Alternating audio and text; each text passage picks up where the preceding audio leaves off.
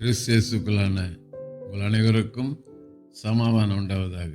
இன்றைய தியானத்திற்காக எடுத்துக்கொள்ளப்பட்ட வேத வசனம் ரோமர் 12:11.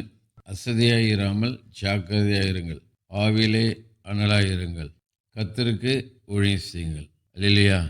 இங்கே பவுலடியார் ரோமாபுரி சபைக்கு எழுதும்போது சொல்றாரு, நம்ம எப்படி இருக்க வேண்டுமோ, விசுவாச பெருமக்களாக நாம் அசதியாக இருக்கக்கூடாதான். அதுக்கு மாறாக ஜாக்கிரதையாக இருங்க, அசதியாக இருக்கக்கூடாது. தூங்கினால் எதிரி களை விதைப்பான், ஜெபிக்க மறந்தால் எதிரி ஜெயம் எடுப்பான். ஆகவே நம்ம அசதியாக இருந்தோம்னாக்கா சத்துரு மேற்கொள்ள முடியும்.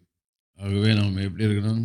ஜாக்கிரதையாக இருக்கணும். அது மாத்திரம் இல்லை, ஆவியிலே நாம் அனலாக இருக்கணும். ஆவிக்குரிய ஜீவித்தில் அனலாக இருக்கணும். அனலுமின்றி வெதுவெதுமா இருந்தால் வாந்தி பண்ணி போடுவேன்னு சொல்கிறார். ஆகவே ஆவிக்குரிய ஜீவித்தில் நாம் அனலாக இருக்கணும். ஃபயர் அனலாக இருக்கணும். மூன்றாவது, கர்த்தருக்கு ஊழியம் செய்யணும். கர்த்தருக்கு நம்ம ஊழியம் செய்யணும், மனுஷருக்கு இல்லை.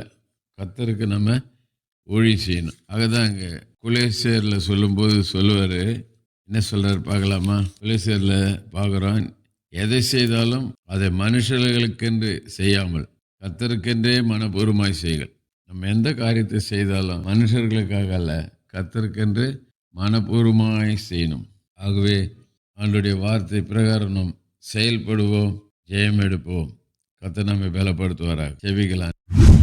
இயேசு நல்ல தகப்பனே, நல்ல கொடுத்த நல்ல வார்த்தைக்கு நன்றி. அந்த வார்த்தைகளை நாங்கள் பிடித்து கொண்டு ஒவ்வொரு நாளும் வெற்றி நடைபோட உதவிச்சு. இயேசுவின் நாமத்தில் ஜெபிக்கிறோம் நல்ல பிதாவே, ஆமேன்.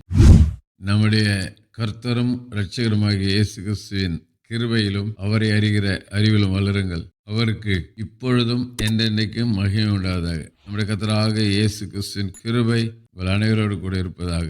ஆமேன், ஆமேன், ஆமேன்.